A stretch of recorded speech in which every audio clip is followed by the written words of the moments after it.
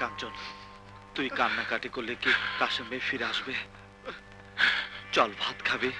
না, দুপুরের সময় তোদের গ্রামের মান্নু ভাইয়ের সাথে দেখা হলো।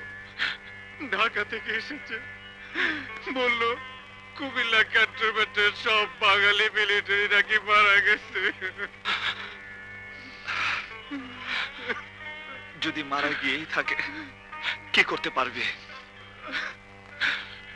এমনি অসংখ্য কাশেম ভাই রক্তের বিনিময়ে আসবে স্বাধীনতা। মনকে আরো শক্ত কর, চল খাই। খাবার তো আমার ভেতরে যায় না রে। তুই না খেলে আমি তো খেতে পারবো না কাঞ্চন। এ কাঞ্চন করে, কাঞ্চন, কাঞ্চন, খোকা ভাই আসো। কোনো খবর আছে? হ্যাঁ কাঞ্চন, তুই বাড়ি যা, তোর বড় ভাই আসছে। কে? আমার ভাই? হ্যাঁ কাশেম ভাই। কাঞ্চন চলে আসিস, আমি কিন্তু তোর জন্য না খেয়ে বসে থাকবো। ছোট মিয়া, এত রাইতে কি মনে কইরা? শুনলাম কাশেম বাড়ি আইছে। হ, কাশিম ভাত খাইতেছে। সালাম আলাইকুম চাচা। ওয়ালাইকুম সালাম। কখন মিয়া? এই তো একটু আগে পথে সিদ্দিক ভাইদের সঙ্গে দেখা হলো। হ্যাঁ, ওরাই তো আমার সুখবরটা দিল। তুমি তো বাবা আমার একটু মুশকিলে ফেলাইয়া দিলা। পাকিস্তান সরকার এই এলাকার শান্তি রক্ষার দায়িত্ব আমার উপর দিছে। তুমি মিলিটারির চাকরি করো, তোমারে নিয়ে তো আমরা একটু বড় বিপদে পড়লাম। কেন চাচা? আরে মিয়া, তুমি মিলিটারির লোক, ছুটি নিয়া না কিভাবে বাড়ি আইছো এটা থানায় জানাইতে হইব। বাবা কাশেম, কাল সকালে আমার সাথে একটু থানায় যাইতে হইব। থানায় কেন ছোট মিয়া? শুনছি থানায় যারা যায় তারা আর ফিরে আসে না। আরে ভয় নাই ভাবি, আমি তো আছি। বাবা কাশেম, তুমি কাল খুব সকালে রেডি থাকবা। তারপর থানার ওনারা যা যা বলবে সেই রকম কাজ করতে হইব, বুঝলা না? কোথা থেকে সব আবার রেপোর্ট টেপোর্ট আইসা যাইব, পর বিপদ চলে আসবো। রেডি থাইকো কিন্তু মিয়া। পুরো গ্রামের বিপদ এখন তুমি একাই। ভাই,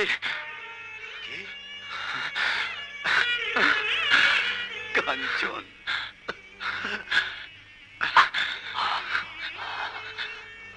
ভাই তুমি চাচার সাথে কাল থানায় যাবে?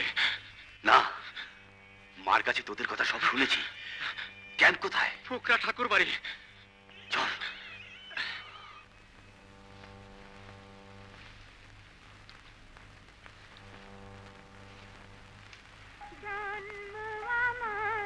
হে কি কাশিম?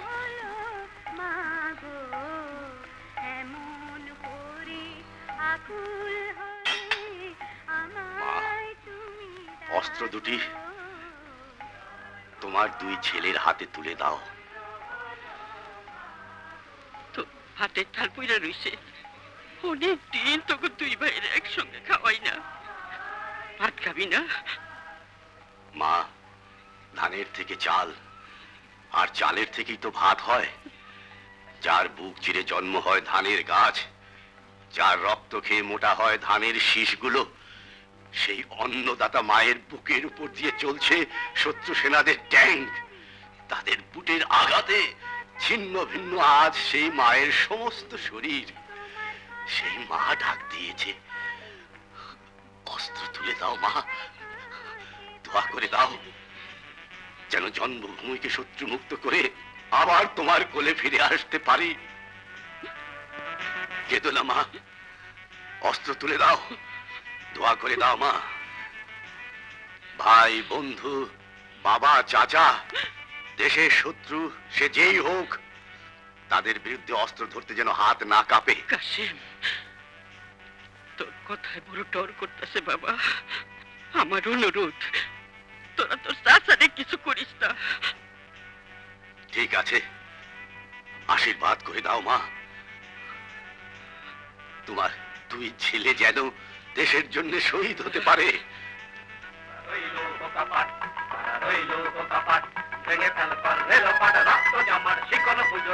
ভারতবর্ষের স্বাধীনতা আন্দোলনের সময় নেতাজি সুভাষচন্দ্র বসু বলেছিলেন, তোমরা আমাকে রক্ত দাও, আমি তোমাদের স্বাধীনতা দেব।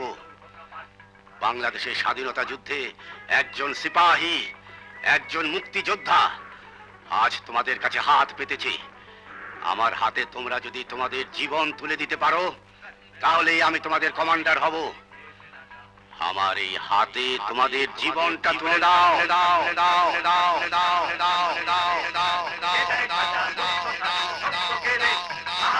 কথা দাও, নিশ্চিত মৃত্যু জেনেও পিছু হটব না। নিশ্চিত মৃত্যু জেনেও পিছু হটব না। কমান্ডারের সকল হুকুম মেনে চলবো। কমান্ডারের সমস্ত হুকুম মেনে চলবো। আজ থেকে কাশেম ভাই আমাদের কমান্ডার। কি বললি? কাশেম মুক্তি বাহিনীর কমান্ডার হইছে? যে তা হইলে তো আর দেশে শান্তি থাকলো না। এবারে তো এই গ্রামেও আগুন জ্বলবে।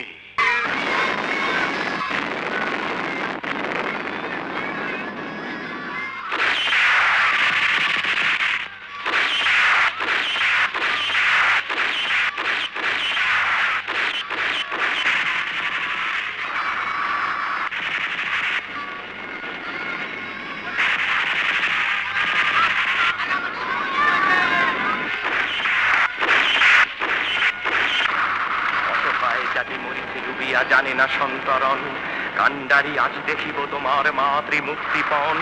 হিন্দু না ওরা মুসলিম, ওই জিজ্ঞাসে গঞ্জন, কান্ডারি বল ডুবিছে মানুষ সন্তান মোর মার। গিরিশঙ্কট ভীরু যাত্রীরা গুরুতর যায় বাজ, পশ্চাৎ পথ যাত্রীর মনে সন্দেহ জাগে আজ।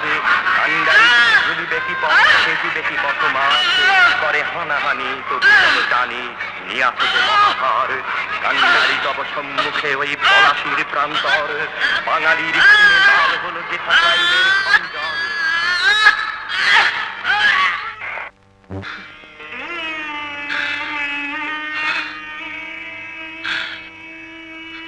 মা, তোমার তপ্ত তাজা বুকের রক্তে রঞ্জিত আজ জন্মভূমি। তোমার মৃত্যু তো কোনো লাঞ্ছনার মৃত্যু নয়, তোমার এই মৃত্যু হে জাতির গর্ব।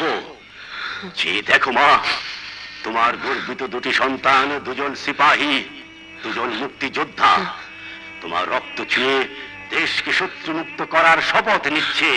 মা, যে আঁচলের নিচে তোমার দুষ্টু সন্তানেরা মুখ লুকাতো, যে আঁচল দিয়ে তোমার সন্তানদের চোখের পানি মুছিয়ে দিয়েছ, যে দেখো মা, সেই চোখে আজ আর পানি নেই, সেই চোখ আজ রক্ত লাল।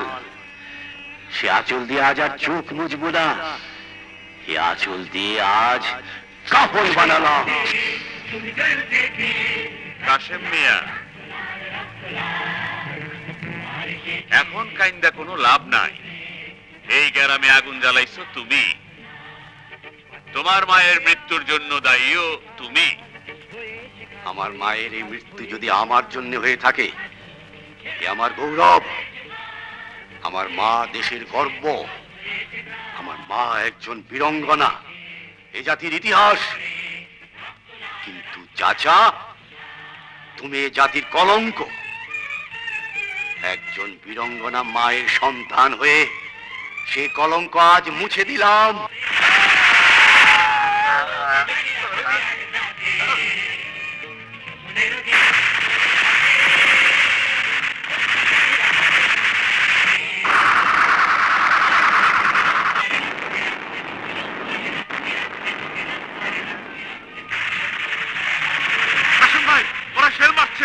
ওরা কাছে এসে যাচ্ছে, তোমরা সবাই পিছিয়ে যাও। কাঞ্চন, তুই পিছিয়ে যা, আমি কাভারিং দিচ্ছি।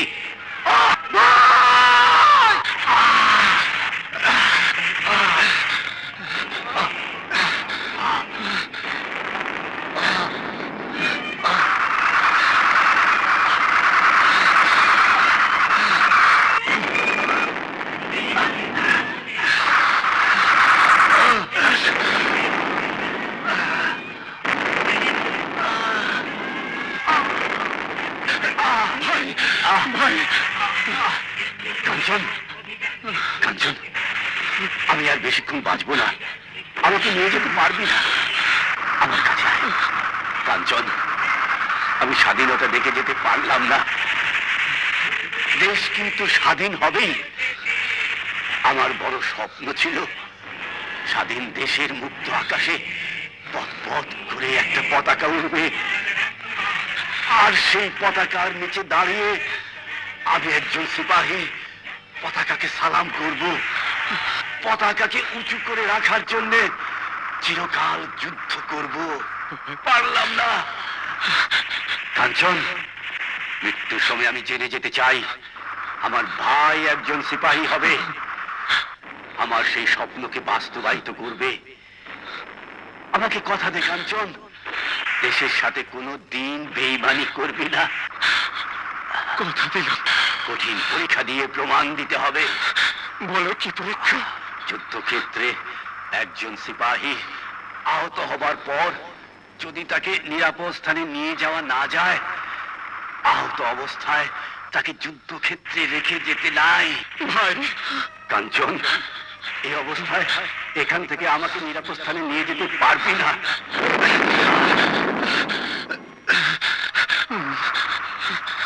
বাঁচাতেও পারবি না। আমি খুব কষ্ট পাচ্ছি। আমাকে শান্তি দে। ঘুম কর ভাই। এটা না সিপাহীর ধর্ম। মৃত্যুর সময় আমি অন্তত এইটুকু সান্ত্বনা নিয়ে যেতে চাই, আমার একটি ভাই সিপাহী হয়েছে। আমাকে আমাকে প্রমাণ দে তুই একজন সিপাহী। ভাই, ভাই, আমি তোর commander. This is my order. Shoot me. ভাই, কাঞ্চন, শুট মি। সিপাহী কাঞ্চন, শুট মি।